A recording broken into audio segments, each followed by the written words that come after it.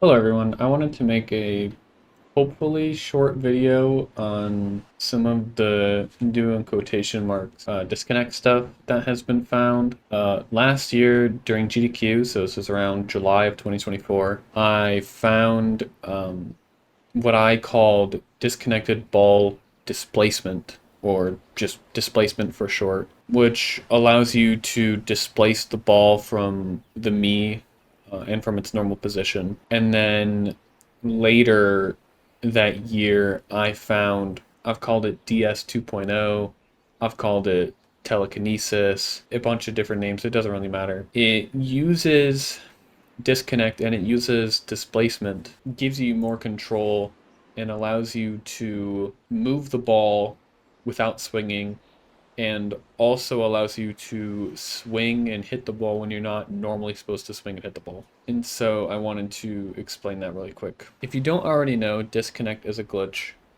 in Wii Sports that involves disconnecting the batteries in the Wii remote to interrupt the swing or like input collection, the input range when you're allowed to hit the ball, and then use that latter half of the input range to input additional swing. If you do that with any hazard, it has a really interesting effect. I'll show it off here. I am playing this on emulator. I'm playing with the keyboard, and so I'm using a gecko code that has the same effect as disconnecting Wii Remote, but this does work on console. I have done it on console before. So anything that I show here is also possible on console.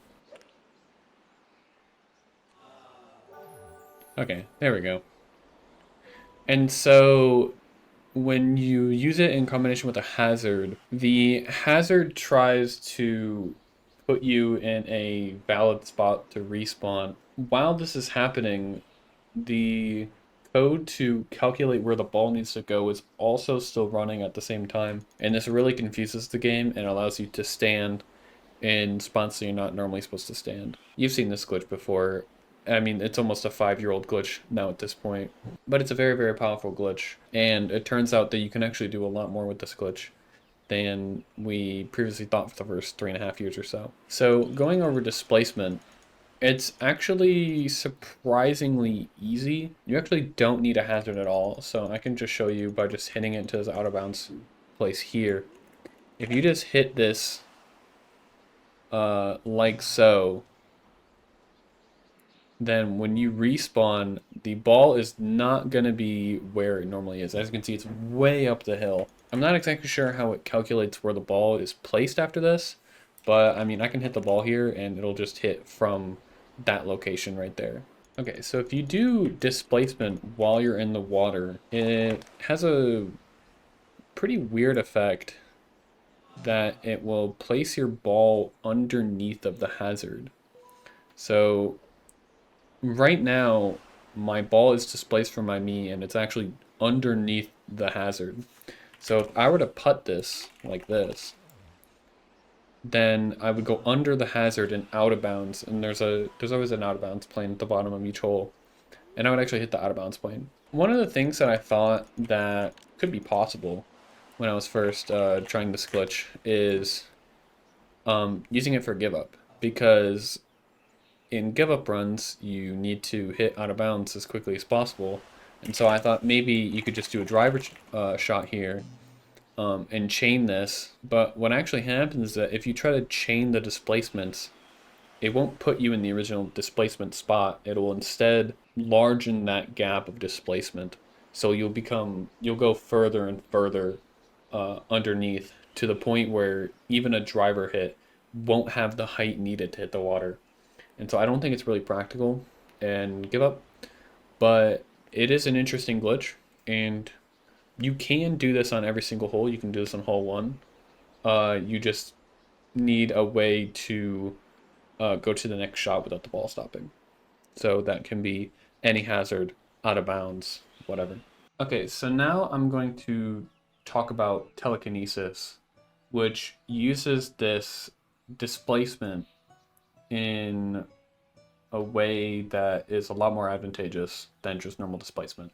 And I still don't fully understand the requirements that are needed to always get this. I've gotten this to work in the putting training game, only on emulator.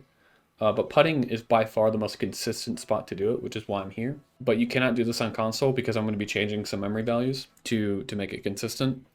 And I've also done this on the first shot of hole 5 a couple times, and I've also done this on the water on hole 3 as well. So what we need to do is actually just the exact same as normal displacement. The telekinesis glitch. The setup looks almost the exact same as displacement. But yeah, if you want to try this, I have the values and the memory engine. Also, I should have clarified earlier, this only works on version 1.1 of the game. Displacement, I think, still works on 1.0, but telekinesis is a 1.1 exclusive bug. It might work on 1.2 as well, because I don't really think there's any code changes. But basically, it doesn't work on 1.0. But yeah, if you want to try this yourself, go ahead and copy the memory addresses here. We really just need the ball's Y position. And I'm going to just change that to 1000, so now it's really high up in the air. And if I just hit a normal disconnect putt out of this, and I don't do anything special, I just hold the disconnect here. So right now I'm going to continue this disconnect until the next shot happens. And I'm not going to be pressing any buttons. Obviously you can't because the controller is disconnected, but you want to keep the controller disconnected. As you can see, immediately the ball was dropping, and if I turn, you'll see that the ball moves with me, and it'll try to like auto update with like the slopes and everything. But yeah, you can turn the ball, you can move the ball in a radius around you. I have a save state, so this is fine.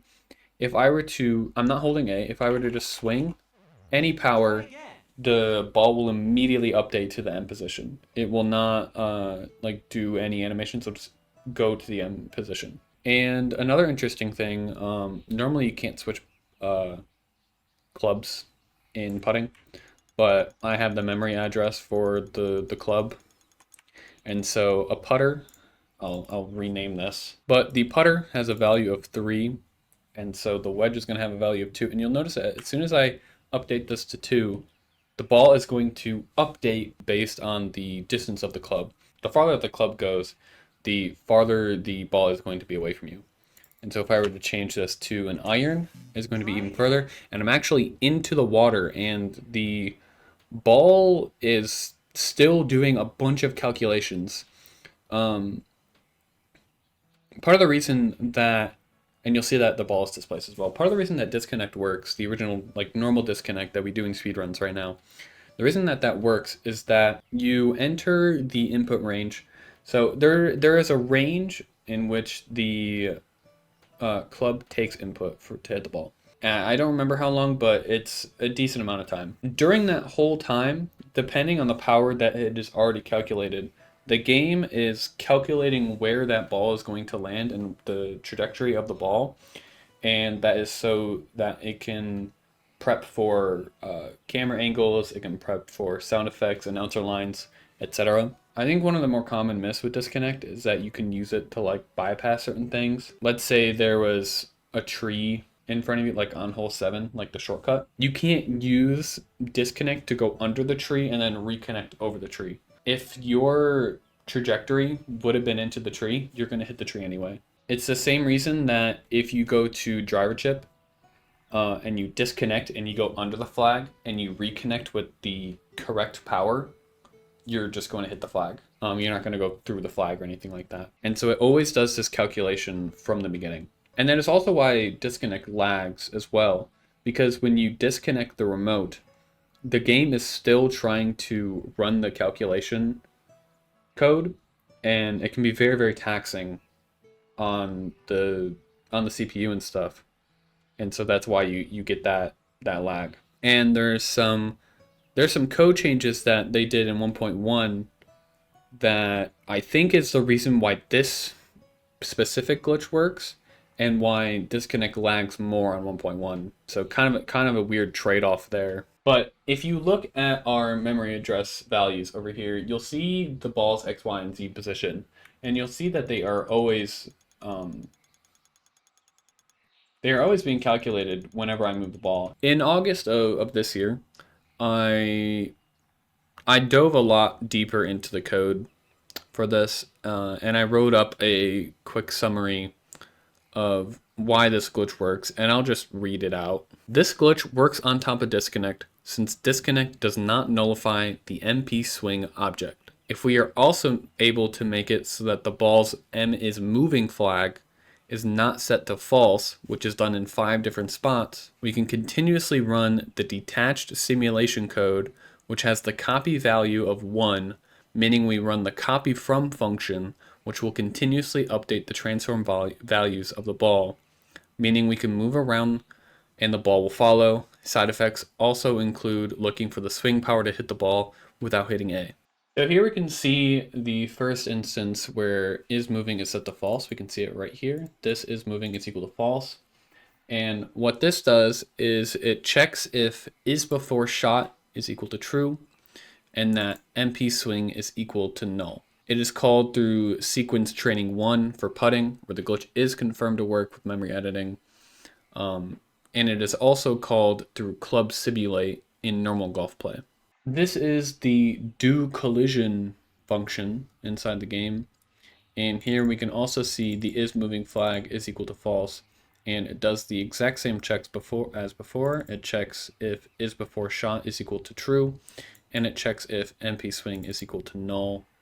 And then it'll set it to false. Also, on top of this, it also checks if the hazard is none and if the ball is underneath the course is what I believe this is saying.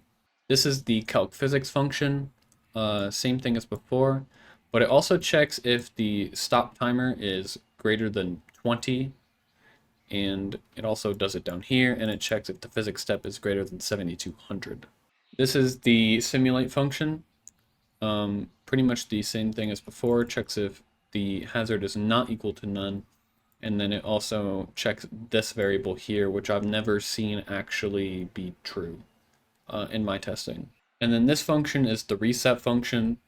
This pretty much sets everything to the default value, but this function really shouldn't ever be getting called while you're trying to do this glitch. And now I've tried a bunch of different times in a bunch of different ways to try and pinpoint where exactly values are getting set and which functions are doing it and what times are doing it. But honestly, in my research, I've had it happen by I think every single function except for the reset function. I've had it get set to false in those. You need the perfect storm of conditions so that it does not get set in either of them. And for some reason, doing it in putting and doing it from that very high height and just putting down, that is able to work all the time. And so yeah, I'm gonna be so honest. I've been researching this trick on and off for the last year and a half.